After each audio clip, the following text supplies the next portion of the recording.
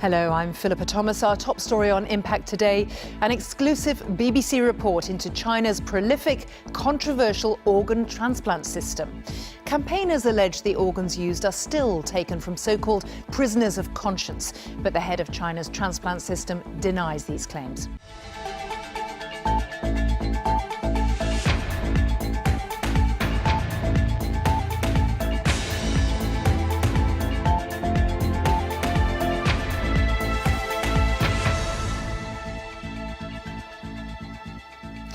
The head of China's transplant system has denied claims that organs are still being taken from executed prisoners. The former Deputy Health Minister, Huang Zhefu, says there are plenty of organs available from patients who die in intensive care, as well as the rising number of those registering for the country's new organ donation system. But campaigners say there is a roaring trade in the organs of so-called prisoners of conscience to meet transplant targets of up to 100,000 operations every year. Matthew Hill has this exclusive report. She seems so used to seeing Korean visitors. This undercover reporter captures a Korean patient recovering from a liver transplant at a hospital in Tianjin City, China. The suspicion is there's a roaring trade in organs being harvested by the Chinese regime. The nurse says they did 7 transplants on the previous day.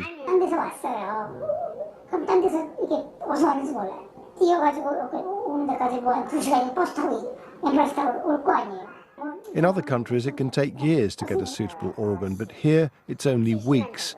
So where are they coming from? China admits it used to take organs from executed prisoners and claims it stopped the practice in 2015. But this campaigner believes organs are still being harvested from prisoners of conscience. Falun Gong is a spiritual movement based on meditation, but regarded as an illegal sect by China. In 2005, Annie was sent to this re-education camp in Beijing. She claims healthy Falun Gong practitioners like her were given invasive and unwanted medical tests. I was severely tortured mentally and physically, but at the same time, they took all these Falun Gong practitioners to the nearest hospital and have a regular body check. They include like chest X-ray, liver test is ultrasound, and a blood test every 3 months. Another Falun Gong detainee who was released last year also believes organs are being procured from prisoners of conscience. So in the jail hospital for a few times, they took my hand inside a window, and then they would have a rubber band wrapped around my arm, and then took the needle over there and then take the blood out. And not just me, all the practitioners of Falun Gong. They force you to renounce your belief. So if you don't do so, they would beat you up. They choose places like your legs, your arms, and your hip part, but your organ part, they don't touch. I've come to a gathering of international transplant surgeons in Madrid. Transplant surgeon Zheng Shusen is also a local leader of an organisation set up to persecute Falun Gong followers. I wanted to ask him about a controversial paper he'd written, which falsely claimed no prisoners' organs were transplanted. Did you, in the paper, you misled people about the organs? You said they were not from prisoners. Professor Sheng, do you not want to answer my questions? Clearly not. But the doctor in charge of China's fledgling organ donation scheme was prepared to take a few questions. He said, so far, there were 500,000 volunteers. But is that really enough to deliver all the transplants in such a huge country? Last year, we have 15,000 organ transplantation performed. He claimed organs came from some of the 6 million people who die each year in intensive care. They estimate it's about at least 100,000 transplants. That's nonsense. I don't want to answer the questions because no. Well, how come I rang up? I was offered a liver very quickly But from a hospital in China. How is that possible? I don't want to listen and answer the question somebody with some political agendas.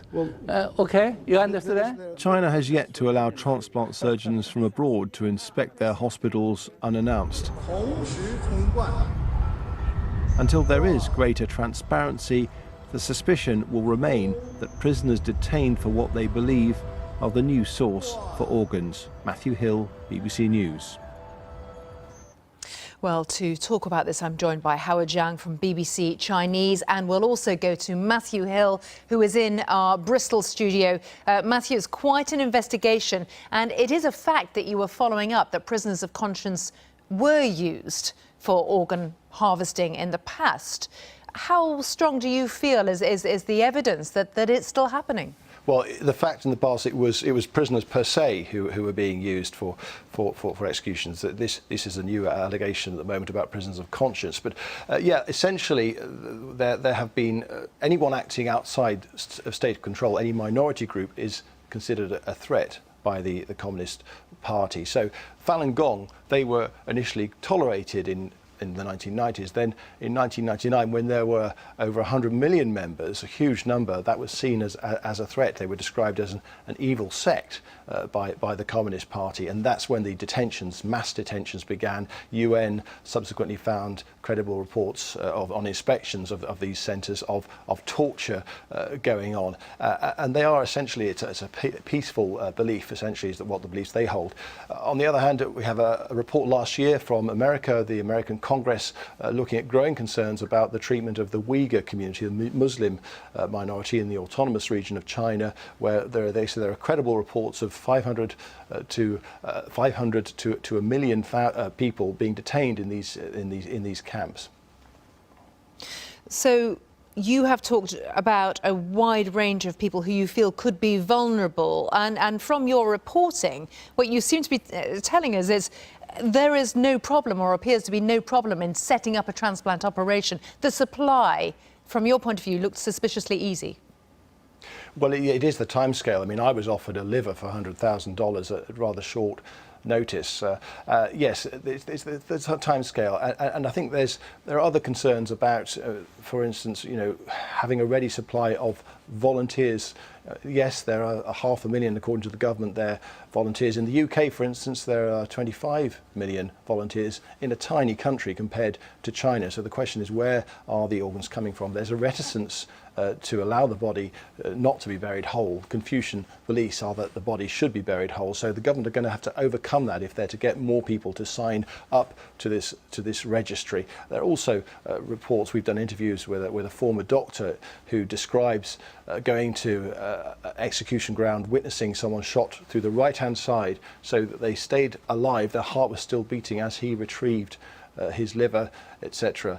And therefore the organs would have been in a better state to be transplanted. And one of the points that you make towards the end of your report there is that doctors, transplant specialists from outside China, have not had access to the system that seems to be running at such a pace. That's the Transplantation Society. They have had limited access on an announced basis to a small number of hospitals, but they haven't been allowed into the military hospitals that are at the centre of a lot of these allegations. They point out that China has signed up to an international World Health Assembly protocol, which is for greater transparency, but many campaigners believe that transparency does not exist in terms of, for instance, the traceability of the organs. They're also concerned about a recent development on the Uyghur community, aged between 12 and 65, who are having biometric tests done. That's blood, DNA samples done. The Chinese say that is to combat the threat of terrorism, whereas these campaigners believe that there's a sort of more sinister motive.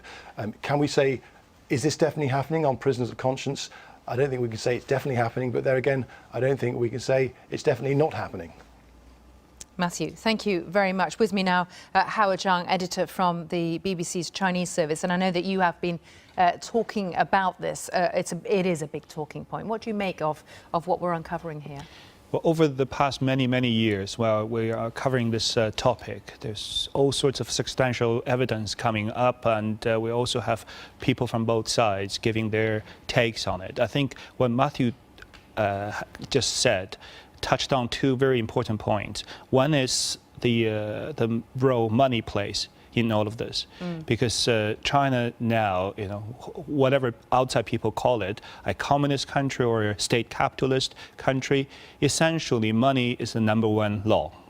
If you can make a profit, it provides the motive for lots of things to happen, whether you're a official locally at a certain level, or you're a doctor, or you're a police. If there is incentive, monetary incentive, lots of rules can be bent.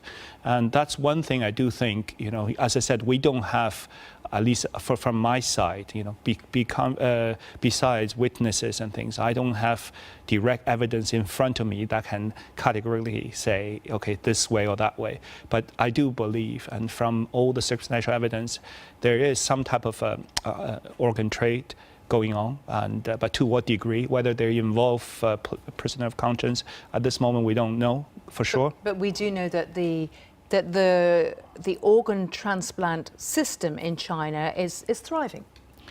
Hospitals are busy. Hospitals are busy, and the culture of not wanting the body to be divided into different parts is, yes, very, very deeply ingrained in Chinese culture. That is true as well.